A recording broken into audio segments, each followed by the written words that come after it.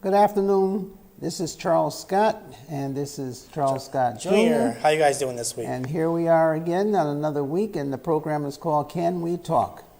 Youth and Adults on the Move. Yes. Every week we come to you with informative information, and it seems like I was just telling my son, the days just fly by. Yes, right. We were just here last week. And we want to remind you guys, we have a weekly show with this. So, we record on Mondays, but you can watch it on our Facebook or our YouTube and also on the Soundview Communications. Exactly. And it seems as though, like I said, time just flies by. There's so many things that are going on. There's so many things that, we try to talk to you about. And in the event that you have questions out there, or if we don't answer all of your questions, you see the phone number at the bottom of the screen. You can give us a call during the week. You can talk to us, because everybody's got a concern that may be different from the other person. There's nothing worse than to be taking information from somebody and their situation is totally different from your situation. How many times do we get that? Oh, all the time. Usually somebody says, my friend says this, my friend says that. Well, is your friend a professional? Are they licensed? Are they, educated to talk about that subject? There's nothing worse than taking an information from a friend who got it from a friend who got it from another friend. And the information that they got, let's say, 5 years ago. Oh, yes. Oh, when I bought a house, we hear that a lot. Oh, it's a whole new world out there. A whole different world for just about everything that you do. So you always want to try and get up-to-date information. Most professionals have to take what they call continuing education. Even we have to go to school, and every year we have to certify that we, in turn, kept up with all of the latest information, all of the new laws, and we have to take courses that we have to pay for, and then we have to get a certificate. And in order to renew our license, we have to send that certificate along with our information to get our license. So in other words, even we have to constantly keep up with information and update our information to renew our license. Exactly. So information that we learned, 2 years ago? Yes, see, the real estate market is constantly changing. And for us to continue to be real estate professionals, we have to take education just to learn, the latest laws, latest tax laws, and what has changed, especially in Connecticut. Exactly. Even then, a lot of the properties that are out there may be in a flood area. And just because the flood area was that way last year doesn't mean that it's a flood area this year. So things change. Many of you out there, maybe you already have a home, and maybe you have flood insurance on your house. And maybe it's grandfathered in that you pay a certain rate, because some of the insurance companies, if you pay a certain rate for flood insurance, they will keep you at that rate for a certain amount of years, and then they will up the rate gradually. However, here's the catch. If you sell that house, the new owner doesn't get the gradual increase, he gets all of the increase. Yes. So what happens is that, and even worse than that, we get people that say, oh, I don't need flood insurance on my house. That's because, number one, maybe the house is paid for. That's true. And you elect not to have it. Or number two, the flood insurance map was different from when you bought the house. Yes. People don't realize with every property that, you may send us, a lot of people have Zillow now, Redfin. We check everything about the property. We want to make sure if it's in a flood zone or not, because sometimes, as we've seen, flood zones and flood insurance can actually make or break a deal. And just to give you an explanation of what we're talking about, because sometimes people say, well, what's a flood zone? What's that mean? What's all of that mean? What's that got to do with me buying a house? Right. If you buy a house and the house is near the water, or there's a chance of that house flooding, the insurance company has what they call flood insurance. But the bank that you're borrowing the money from, they require that you purchase that flood insurance. Now, that's not the regular insurance that you normally buy. When you buy a house, you get what they call fire insurance. In case the house catches on fire, then the house is covered. This is an additional policy that you have to buy. Yes. And that policy is sometimes much more than just the regular fire insurance. So what happens is that you go into a house, you're buying the house, and you figure your mortgage payment is $1,500 a month. So you got it all figured out. Now all of a sudden, the last minute, you find there's an extra $300 a month because you have to buy this flood insurance. So now your mortgage payment just jumped from $1,500 a month to $1,800 a month. Now you may not even qualify for that house. And also tell them if let's say you're not going conventional, you're going to FHA, you have to buy the federal government's insurance. That's going to be even more. Right, from FEMA. From FEMA, yes. So that's a special insurance that you are required to buy, and they won't let you go and shop around Nope. to an alternative insurance. You can shop around to different insurance companies, but they all charge the same rate because the insurance comes from the same place. Yes. So just want to make you aware of that because that can make or break a deal, and you should be totally aware as to how that flood insurance works. Yes, definitely. So that's a good tip for you for today. And as we said, from week to week, we come here and we talk to you. There's a lot of different changes that are occurring. We right now are on the interest rate hikes that are occurring. People probably say weekly, didn't they talk about that last week? Well, the thing is, it's changing from week to week. The interest rates are not going down, they're going up. They're going up. With them going up, people are going to be qualifying for less money. Exactly. What we're doing right now, because we don't have a choice, is that we are contacting all of our present customers, and we are having them contact their mortgage company to get requalified all over again. Because what they qualified for maybe 2 months ago and what they qualify going forward is a completely different story. Exactly. And if they wait to go out there and buy a house and they say, oh, here's my pre-qualification letter, I qualify for $300,000, and now they put an offer in and get accepted, now they go to the mortgage company and the mortgage company says, oh, you don't qualify for $300,000 anymore, you only qualify for $260,000. $260,000, they'll say. What happened? Explain to them what happened. Exactly. So with the interest rates going up, the money the bank gets from what we call the Federal Reserve, the money they get from them, they have to pay interest on that. So they say, hey, we're going to be owing more money to the Federal Reserve. We got to pass the cost along to our consumers, our people who are buying our products, mortgage products, financial products in general. Right. So that means that a house that you may have, the pre-qualification may have been, $300,000. Next month it may be $250,000. And the house you want is still going up in price. That's it. That's the key right there. The house is still going up in price. Some of the things that we've been reading, and not only reading, see what we do is we not only read a lot about what's going on in the marketplace, but we have the facts to back it up. Yes. Because every day we get the statistics.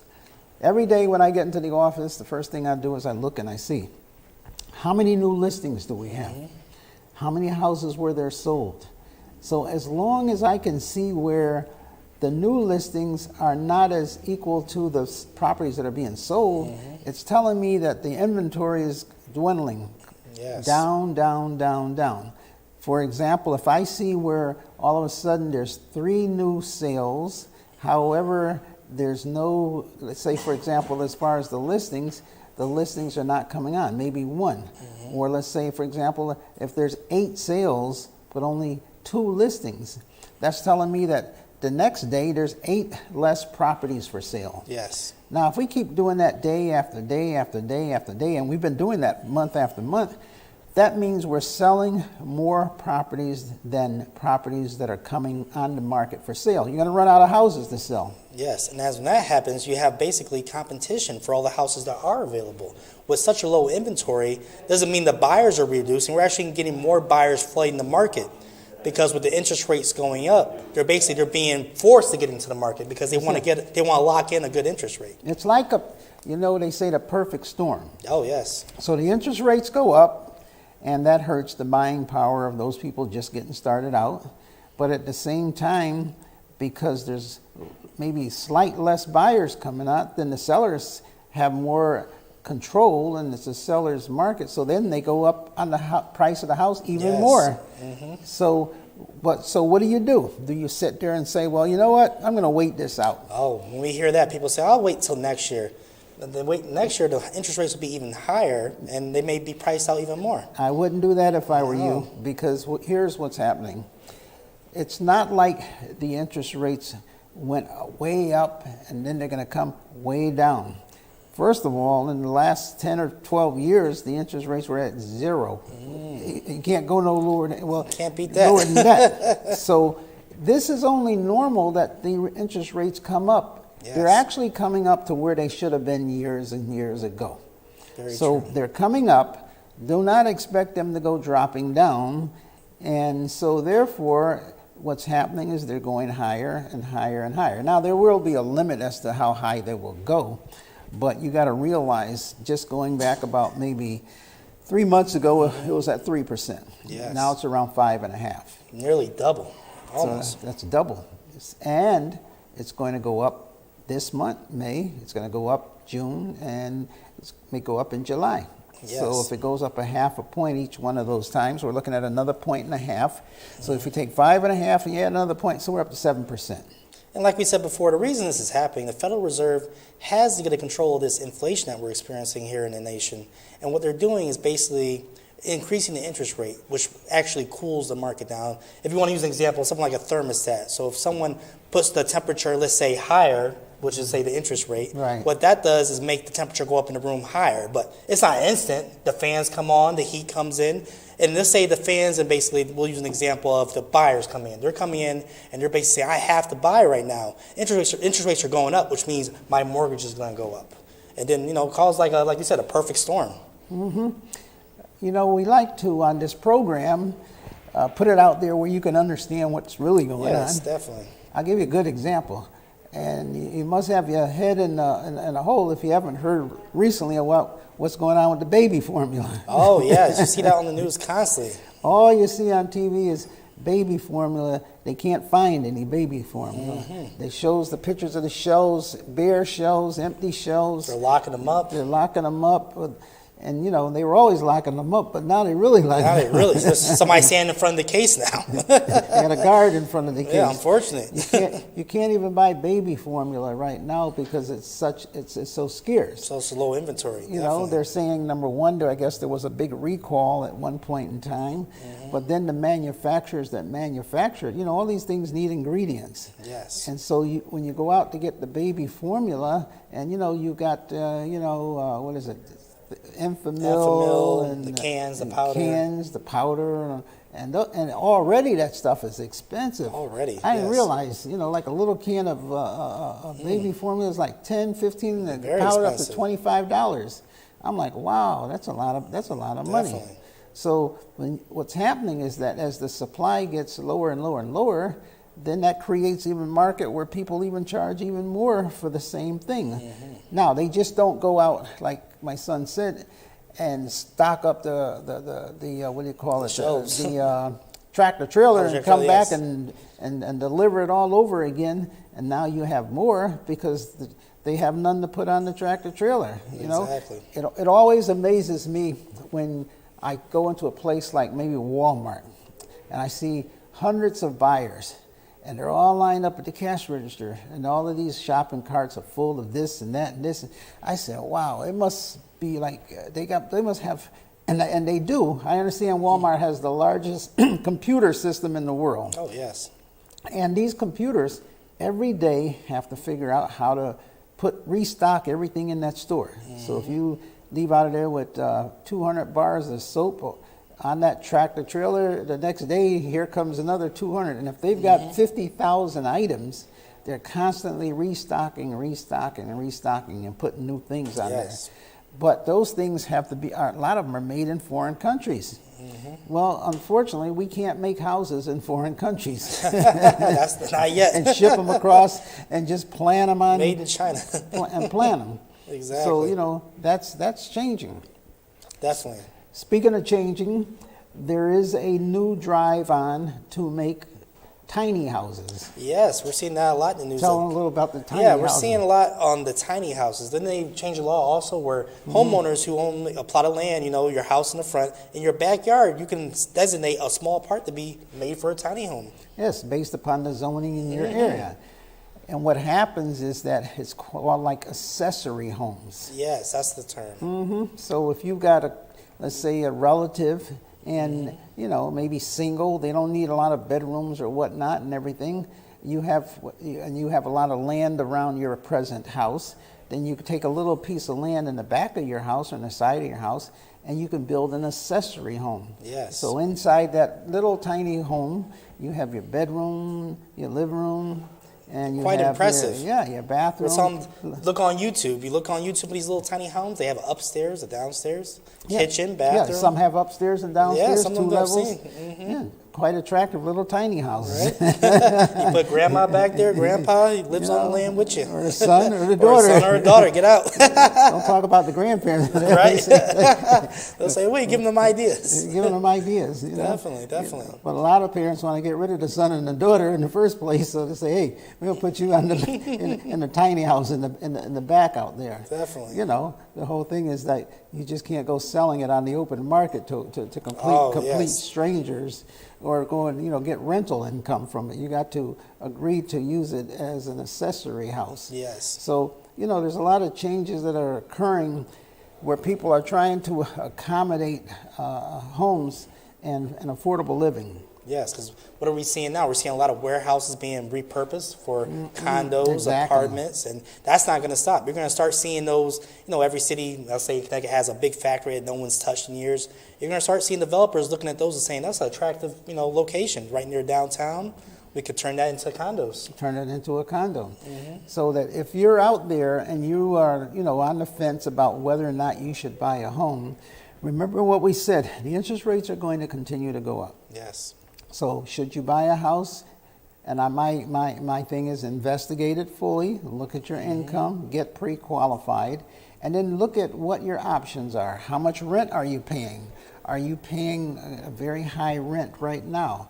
How much more rent are you going to be paying? Yes. Remember, if you buy that house, and even though that house may cost you more than what you want to pay for it, the value later on down the road is going to be a lot more. I ran into a lady today. As a matter of fact, I was getting at the auto parts store, and I was buying something for my car, and I didn't really recognize her because I sold her a house about 10 years ago.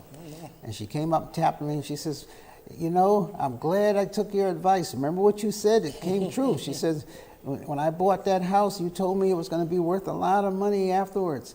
And I said, really? And this happened just today. Wow. And she said, I just had it appraised, and it appraised for $380,000. There you go. And she was all beaming and everything. And she paid $100 and some thousand for that house.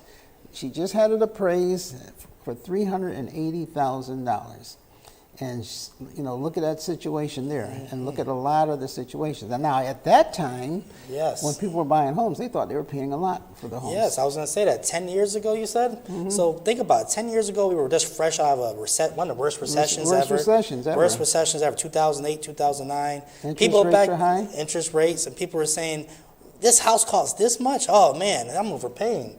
Little do they know, a decade later, that's a bargain. I wish I had a time machine right now. I'll go buy them all. I wish I had bought more. Most definitely. But you look at a situation like that. Now, even then, like I always kid everybody, and I say, when I got into real estate, interest rates were 16%.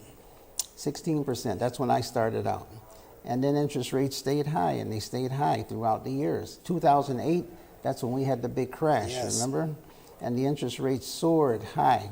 And now what happened is that 2008, back and then, a lot of people got in trouble because that was more. And people say, well, look what happened in 2008. That's going to happen all over again. This is totally different from 2008. Remember, one of the biggest problems in 2008 was subprime mortgages. Yes. Now, what's that? That meant the interest rate started low and then it shot up with the same person who was living in that house paying a mortgage. So the interest rate might have been, let's say, 3%. But now that's not a fixed mortgage. That means the rate can go up and down and up and down. Adjustable. But it kept going up, up, up, up, up, up, up. So now they bought a house for maybe $1,200 a month back then. Yep.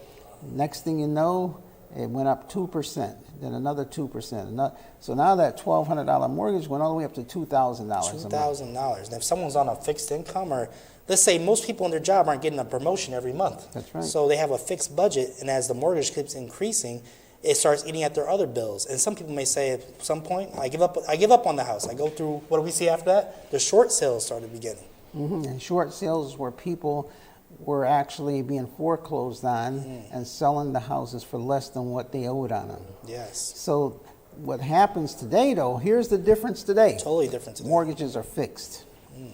Majority of all mortgages are. That means you end up with, at the end of the 30 years, what you started out with the first year. Yes. So if the mortgage payment is $1,600 a month, The interest rates, like now, interest rates are going up. It does not affect your mortgage at all. Your mortgage payment stays the same. So it's based on your income today. That means 6 months from now, a year from now, if your income stays the same, your mortgage is still staying the same. Your Exactly. mortgage is never going up unless maybe the city went up on the taxes, and that's only at 30, 40, 50 bucks. That's not going to kill you. So therefore, the mortgage payment is staying the same. So you don't have to make a lot more money in order to keep up with the mortgage. As long as you're making the same thing, or maybe you get a little raise, your mortgage is all right. You're not going to lose your house. So it's a different story today. So, and then again, the prices are higher now. But remember, like what I just said, the banks are qualifying the people based upon how much money they make today. So the bank knows you can qualify for that house because they're looking at your income. If you don't qualify, they're not going to give you the money to buy the house. Versus years ago, they said, oh, your credit is good, you might not make the money, but you'll get a raise, so therefore we'll sell you the house, and then you can just go up when you get the raise and pay the extra amount. What did they say back then? If you were breathing, you could get a mortgage. That's what it. Everybody was buying a house. Everybody was buying a house. It got to the point where you bought one house, you said, hey, let me buy another one for investment. Let me buy this one here. Let me rent this one out. Let me rent this one out. And then the people didn't pay the rent, so now you're in real trouble. Real trouble. You got 2 or 3, nobody's paying the rent, and you can't even afford to pay the mortgage on your own house. So today it's different. Different today, definitely. So venture out there, buy that house, do your homework again, like I said. Always do your homework. Everybody's got a different situation. Any advice that I give one person doesn't mean that the other person is the same advice. Oh, yeah, of course, definitely. And also we tell them, once they get pre-approved, then the next step is to find yourself a professional. Someone that knows the market, someone's actually studying it every day, and, they can guide you. They know exactly what they're telling you. Take a home buying class. There's home buying classes out there. Actually, you and I, we just participated in a home buying class this last week. Yes, definitely. At one of the major banks in the city. So from time to time, I actually participate in teaching people home buying through the home buying classes. There's no fee, there's no cost. We actually meet. People come in, they sit down, and usually we have the banker there to explain to you how to get the mortgage, a realtor like myself, and an attorney to give you free legal advice on what it's like to buy a house. And sometimes they have an inspector there to explain to you, what to do, how to inspect the house, what to look for. So this is all free. This is information that you're getting to help you buy that house, and it's not costing you any money. And you're able to do all of this, ahead of time.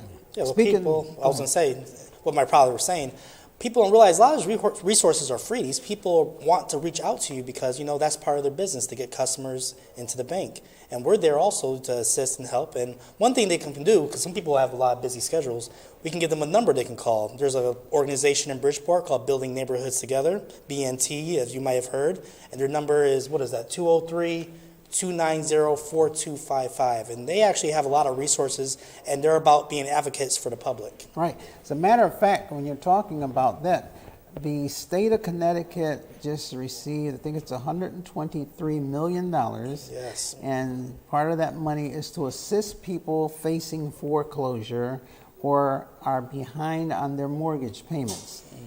So we want to announce today that money is available out there. They had a big, press conference just last week. So this money is to assist people who are behind on their mortgage or facing foreclosure. And this is money that the federal government is giving out to help you catch up on your mortgage payments or to keep you from losing your home.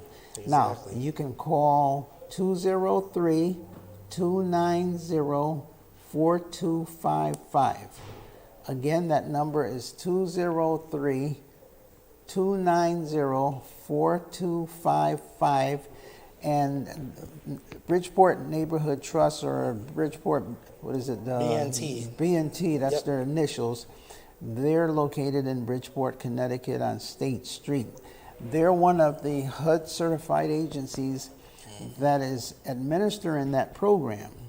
And even if you apply on the computer and you apply with documentation, even if you're not able to do that, you can go call them up first, set up an appointment. You can go into their offices and they will assist you in filling out the paperwork to apply for that money.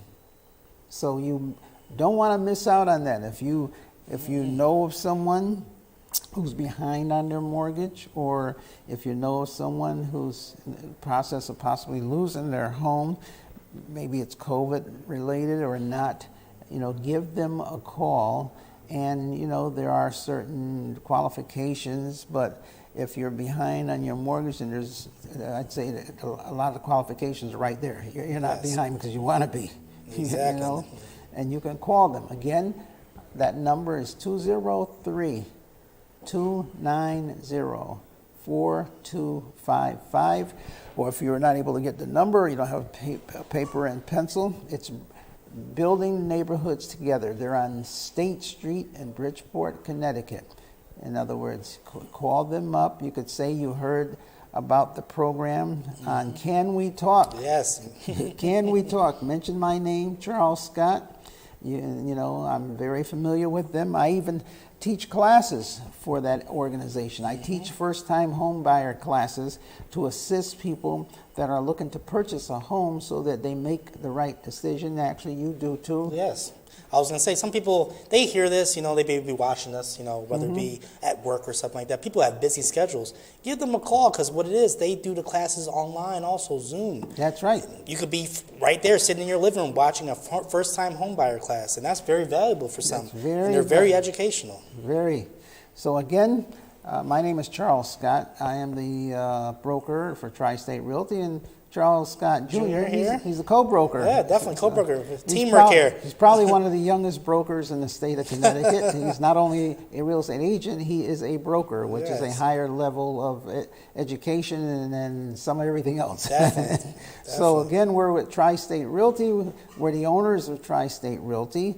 So if you want to give us a call, you see our number at the bottom there. Yes. And we're here to help you, and maybe you want to close it out? Yes, I will say you can connect with us, and we're not just on the phone number. You can type in Tri-State Realty on Google. We'll come up and give us a call or send us an email, and we'll go from there. We're here to help the community, and definitely. Yeah, definitely Google us. Google us, or Zillow us, or Google or whatever. We're there, okay? We're everywhere. Until next week, God bless. Shalom. Amen.